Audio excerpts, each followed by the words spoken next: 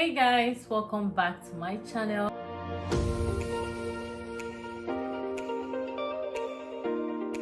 Welcome back guys. If you're new here, you're welcome, and if you're an oldie, thank you so very much for sticking with See White Girl. Before we move into this video, I'd like to say a big thank you to all my subscribers. Finally guys, we've hit the 1K subscribers. I'm so excited. Honestly, I'm so excited, and I'm really happy I didn't give up, because I almost did. Yeah, so right now we have a new hustle, which is to meet up my watch hour. And my watch hour actually increased, but because I stopped filming for 7 months, it started to decrease, because you have to have like 4,000 watch hour in the span of 365 days. That's 1 year. So if you are close and you stop, the hour will start reducing, which is very bad. So I need your help once more. Well, welcome back to the channel, and with me is my husband. I don't need to do any form of introduction, you guys already know him. So today's video, we want to be open with you guys. Yeah, we want to use our experience to help you guys not to make the same mistakes that we made that caused our visa to be delayed. As you all know, it took us 3 years and 3 months before our visa was approved. Yeah, and now some people are out there making similar mistakes without them knowing. Some are even making mistakes that are causing their visas to be denied. So in today's video, we are going to be telling you guys some things you need to do and some things you need to avoid, so that your visas don't get delayed or even denied. So guys, the first point is being informed. So we know that information is key, and in anything that one wants to do, one needs to be well informed about that, and you need to know everything about the step you want to take, what the steps are, the procedure, and how to succeed. I mean, for any kind of visa that you are applying for, you as the applicant need to have all the information necessary. You need to know the required documents. You need to know how those documents need or must look like, and you need to get those required documents. Now, I say this because most people use visa agents to prepare the application documents, and of course, there's nothing wrong with using visa agents for your application, but you also need to know what they are writing. You need to know what documents they are putting in, because at some point you might be asked a question and you will not be able to defend it. For instance, the day that we were landing, we met someone that was coming here on a study visa, student visa. I'm sorry for laughing, but that was a very hilarious and pitiable situation for anybody to be in. Yeah, guess what? When he landed, because when you land, someone is going to meet you, like an officer from the immigration office is going to meet you, ask you questions. It will actually seem informal, because the culture here is not confrontational. I mean, the officer will be smiling with you and just chatting with you and asking you simple questions, and if you don't know what you are saying, you will be in trouble. So this guy was coming on a study visa. Yeah, he was going to a college, and then they just asked him, which college are you going to? This guy does not know, and the worst part is he has all this information on his phone, and maybe he wasn't traveling with the power bank, he couldn't charge his phone, or maybe he was not with his charger. Yeah, he was not with his charger, he couldn't charge his phone. And because you can't charge your phone, you don't even know the school you are going to. How? I don't know. The guy met me. We are still waiting for them to tell us welcome or not. I mean, we are still there. They just asked us some questions, and the immigration officer asked us to sit down and wait while he cross-check our documents. We are still sitting down there. Our mind is still hanging, like we are not even sure. We don't know our fate yet. And now you are coming to meet me to borrow you charger. Charger from where? I don't have charger. Yeah, and these kind of questions can make someone to be sent back, because I mean, if you don't know where you're going to, you don't know the school you're going to attend, That means That's the height of irresponsibility. I'm sorry to say, but that's the height of irresponsibility. Even if somebody did this whole visa application for you, how come you don't even know the name of the school you are going to? You have to check your phone to know where you're going to. And no. So that is even where you are using an agent. But the fact is, there is no requirement that you must use an agent. Yeah. Nothing stops you from checking online on Google or in the immigration office's website to find out any information you need to know about what you're applying for. Exactly. For instance, we applied for permanent residency from Nigeria and I didn't use any agent. Yeah. I was on my computer every day. I got all the information that I wanted. I came here and I went to school. I didn't use anybody to assist me with anything. I got all the info that I needed. So even when you use an agent, sometimes you ask them questions, they still do the same thing. They still go online, they look for the information, they go to websites and get the information they're looking for. Yeah. So you can do it yourself. So the best advice I will give anyone is get informed. All the information you need is online. So many persons make life-changing decisions based on what they hear people say. And I can say for a fact that a lot of us are very lazy to do research. I'm not going to exclude myself because in this whole relocation process, my husband was one who did like everything. I didn't do nothing. Yeah. So when we started this whole process, then we weren't married, we were still dating, and then he told me that he wants to pay for me to write IELTS so that we can write IELTS and get married and do everything together and go. And then I wasn't so sure of my English skill. IELTS then was on 5K. And yeah, I don't want to waste anybody's money. Plus, the relationship was still very young for you to be investing so much in me. That I thought.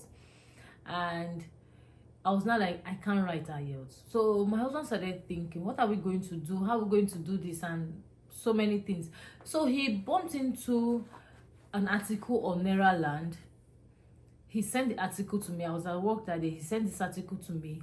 I read through. And then I realized, oh, you can actually add your partner during your application process, right? After you've applied, as far as you haven't landed in Canada, during the whole process while you're in Nigeria doing your process, you can add your partner. And then I went forward to watch videos on YouTube. I met a YouTuber and her process was very similar to what we are planning to do. So she told me what they did. I watched her videos. I got all the necessary information, and then we made a decision. We're like, okay, now we know you can add me through your, like, you can add me after you've applied, after you've gotten like your biometrics or whatsoever. And then there was no need for me to write IELTS. So my point is, if you want to relocate to Canada as a student, you want to come to Canada as a PR, it's very important that you make your research. Don't be lazy to do this research. I know a lot of Nigerians are so busy, and you can be so busy that you don't even have time for anything, but you have time to scroll through Instagram, through Facebook, through YouTube. When you are on YouTube, instead of you to watch movies, you can watch videos of people giving tutorials on how they came to Canada and their process, and then you pick 1 or 2 lessons from their experiences. I mean, it's very important. A lot of Nigerians back home who are coming to Canada, they have no idea that you can come to Canada as a permanent resident while you're in Nigeria. They have no idea you can do that. My point is, if you don't read, you won't know, right? I'm going to be leaving the link, the immigration link, the cic.gc.ca. I'm going to be leaving the link in the description box below, and I'm also going to put it on the screen.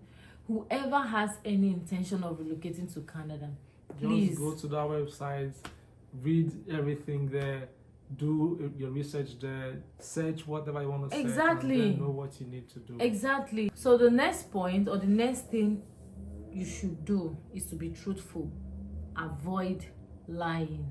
Be transparent. And I will say this, if you have lied before, please maintain it. Because if these people notice that there's some inconsistency in what you are saying, it's going to delay your visa approval or even cause a denial. For example, let's say you've applied to, maybe you applied to go to America for something, and then they denied your visa, and now you want to come to Canada. That your application for American visa, they asked you, or what were you doing between 2008 and 2010, you said you were working in a bank. That's what you wrote. If you know when you're applying for your Canada visa, you know you are not sure that you are really working in a bank, please go and check that your former application and see if it is true or not. If you are sure you're working in a bank, of course you know you are sure. But if you are not sure, if your mind is telling you, what did I even put? Hey, go and check it and continue with that thing that you wrote in your American visa. Because these people, they share information across, and you wouldn't even know, right? Yeah, you wouldn't know. Some countries share information when it comes to visa and immigration. They have treaties and they cooperate and they share data and information, so they can cross-check your data and information across all the places you've applied before, if they have that kind of arrangement. And also, it's important to have what we call internal harmony or internal consistency. Exactly. In what you are saying or what you are writing. All of the documents in the application package must talk to each other, and they must connect, they must relate, they must be interconnected and interrelated, and there shouldn't be inconsistencies between documents, between stories. I mean, everything should flow as one and the same application. Exactly. Right? So you don't, I'm thinking of an example to use. Okay, if for instance you're applying for a study visa or for whatever, and you say you are a stay-at-home mom, right, in your documents, and then you are providing your bank account, and in your bank account details are saying salary, 30th of every month, salary. How are you going to even do that? How are you going to explain salary when you're a stay-at-home mom? In our case, there was an omission that caused close to 1 year delay in our visa. Now, when they gave us our first ADR, we were so excited, and when we were filling the forms, we made a mistake. They asked me if I had bared another name before. It was actually my maiden name they were asking, and then I said no. It was an honest omission. Yeah, because you thought maybe they were asking if you had changed my your name. Exactly. Because some people are not using their current in Canada, they have first name, last name, and preferred name. Yeah, and you can also change your name exactly for any reason, even if you're not married. So that was what they were asking you. That was what I thought they were asking. I didn't know they were asking for my maiden name. And then we wrote no. Do you know, after we submitted our AJ, I was thinking about it the other day, and then that was when it just got me that, oh, it was because of that delay, that omission. These people did not call us to send us email to say, oh, Auntie, you made mistake, oh. Nobody will ask anything. For 1 year, they didn't say a word. Are you sure that's why? I think so, because until when we had Xoxo, they sent us a DR. And when we were checking your previous forms, that was when we noticed that, oh, we made an omission. It was an omission, and then we put all the information correctly. So an omission can, maybe they started investigating, because these people, you know, they said in our application, they wrote processing your additional document provided, right? Maybe they were investigating. I wouldn't know. But that honest omission on my part cost us 1 year. So if you make any mistake, it can cause your visa to be delayed or to be denied. Denied in case of people who lied, who said they were working 2018, and now in this application they said they were not working, they were out of job, and their income is 0.00, whereas the bank statement is saying otherwise. So just be consistent. Me, I will say be consistent in whatever you've started. Yeah. If you start with lie, it's your cup of tea. But you know, telling lies cannot take you far, because one day you will go and say the truth. You will forget that you lied. So just maintain whatever you started. Okay, it's not me that will tell you what to do. So I think the next point is that we should always ask questions, right? Don't be scared to ask anyone who you think has been in the process or who has done this thing before. Ask them questions, because that is what I do, that is what I did, that's what I keep doing. I mean, if there's anything that I want to do, I always go to people who are already doing it and then ask them questions. Don't ask just anybody. Only ask those who have already done it. I wanted to say that. Yeah, because if you ask any other person, they would just. I'm sorry to cut you. Some of these people, if you ask them, they are not going to Canada. They don't even have any information whatsoever to give you. But what they are there for is to discourage you and tell you all sort of bad things. Yeah. If you want to go to UK, don't come and ask me that it's in Canada. I wouldn't know anything. Good. So ask those who have already done it, who are successful or succeeding, and then they will tell you. I mean, and people will always be honest with you. They will tell you their experience. They will tell you what they did, and you can take their advice, and it's going to actually assist you. I mean, even when it comes to my professional education here, even before coming, I already had the materials. I already knew the steps to take. I already started reading and studying for them, and that made me to get what I got faster than other people who didn't have the information. Exactly. So you need to always ask questions and know what you are doing. Yeah. This point actually have a link with the first point, which is to do research. But then for the first point is like your own homework, right? But for this point, asking question, we know that most times this relocation thing in Nigeria, we keep it hush hush. Truth be told, we did kept ours hush hush, right? We didn't tell everybody. But then we told those persons who are already in Canada or who have applied, who we have the same goal, right? Who are already in the process. Those are the people we asked. We didn't just keep our mouth shut. We asked questions so that we'll know what to do.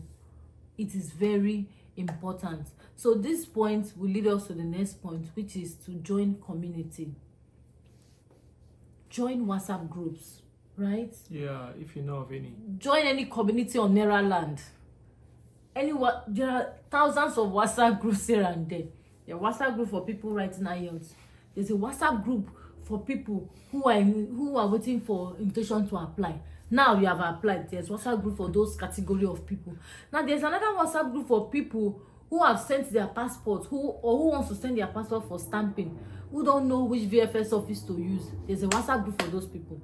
Now there's a WhatsApp group for people who just landed. No. There's one of people who are about to learn. Who have gotten but are yet to learn. Some people in this WhatsApp group, they were able to get people who will book like an Airbnb for them, who help them settle in. Of course, they paid, but join communities. Join WhatsApp group. All of you are in the same, people have the same prayer points. All of you are in the same community. People will look for information and this, oh, hey, I got a DRO. This is what they asked me. Oh, I don't know how to fill this from 1M3 whatever. How did you fill your own? When they say independence A, what does independence A mean? I don't. These are the reasons for these groups. I did not join any group. I cannot even lie. But my husband joined all the group there is, because he's the primary applicant, as I said earlier. My own is they just added me to the application, and it was when they added me, all I did was to pray, because he was doing everything. He was well informed. He had all the information he needed. He was doing the research. So I didn't do anything. So if you are doing this with your spouse, both of you cannot be lazy as to doing research. One person should be active. The other person will just be backing the other person with prayer. Or two of you can be in the same frequency. It's your call to make. But please, join WhatsApp group. I think the first, third and fourth points are very connected. It's all about information. If you don't know something, if that thing is not within your consciousness, there is no way you can act on it. Exactly. Information is key, and information rules the world. It's only those who are better informed that get things done. Because how will you even apply for something if you don't know what that thing is, if you don't know that thing exists? So information is key. You should have all the information about anything you want to do, and that is the only way to succeed. And one final one that I did that killed me. Set realistic goals. Set realistic goals. So not that every December you are telling yourself that my new year is in Canada. My new year is in Canada. And then you will log out from Nigeria mentally. I'm sorry, if you do that, you'll be so unhappy. One thing that you need to understand is you don't have control over everything. I mean, you don't have control over anything. There are some countries in which their visa application is very fast, like the UK. Yeah. But for Canada, it can actually be slow. It used to be so fast, but because of COVID, the pandemic, yeah, they had a lot of backlogs, and you can't tell these guys to keep working during the pandemic. I mean, they have to be safe. And you haven't busy sharing your application to different provinces. Yeah, my application went from office to office. So because of that, those backlogs, applications became so much delayed. And even though they tried to speed the process up and clear the backlogs, there are still delays. So the point is, it should take 6 months, right? Don't go and book your flight. Don't quit your job, right? That's what I have to say. Pay your full rent. Pay your full rent. Okay? Pay your full rent. If you haven't watched our PR story, I'm going to leave the link in the description box, and I'm going to keep an iCard here so you can click and watch. We paid half rent because for 2 years. We're paying half rent. Right? It's not like we don't have the money. What's rent? Landlord, don't worry. And guess what? The year we finally traveled, we paid full rent.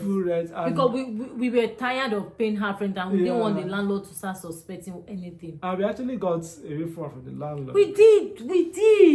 Yeah, and actually, unless you want to do a very expensive purchase, like maybe a car that can take a lot of money that you might not be able to sell. Please live your life. Anything that you want to do it. If you want to have children, if you want to go out, if you want to look for a new job, look for that job. Because I personally didn't apply for jobs that I qualified for. My husband left opportunities came up for him to get jobs in one of those big top law firms that he was looking for. The opportunities came, and he did not apply for these jobs because we thought we were going to Canada next month. So don't pause your life. Do not. Okay? Set realistic goals. Do not log out mentally from Nigeria when you know that they've not stamped your visa. When they stamp your visa, you can log out. I did log out, and it affected me. After we got that ADR, in my head, we are traveling in August. In my head, I've written down all my YouTube videos ideas, all my relocation vlog. I said I'll start filming in my head. Our house, we could not buy any nice stuff in our house. We could not renovate our house. We could not live our life because we thought we'll go to Canada next month. Next month turned to 3 years. I was not able to. I didn't shoot any video. I didn't film no video. I was so disappointed. I was not hearing from these people. Every day we were refreshing our page, checking, nothing. The good thing that happened was we had our children. So I'm so happy that we didn't pause our life in that regard. We were able to have our kids in Nigeria as we were waiting for the PR. And finally PR came, and we came here with our children. But me logging out of Nigeria affected me, affected my YouTube channel, affected a lot of things about me. I became unhappy. I was not enjoying my moments in Nigeria, because when you finally travel, the truth is you will miss home. You will miss your families. Enjoy it. Don't log out mentally, because it can take as long as, and it can take as short as. People can get their PR in 3 months. You can get yours in 3 years like we did. So don't log out. Set realistic goals. I believe in my honest heart that if you do all of these things that we've mentioned, your visas will get approved, and in no time, hopefully, right? if you make your research, you know the exact thing you want to do, you go for it. You ask necessary questions. You are transparent. You maintain whatever you started with. Your visas will be approved in no time. I'm so happy you guys stayed to the end of this video. Thank you so much for tuning in. Kindly leave a big thumbs up to this video. Subscribe to my channel. Yeah, subscribe. Even if I know I've gotten to 1,000, I want to get to 100k. Yes, it's not an unrealistic goal. Subscribe to my channel, guys, and turn on the bell notification so that whenever I post a new video, you guys will be the first to see it. Catch ya. Bye.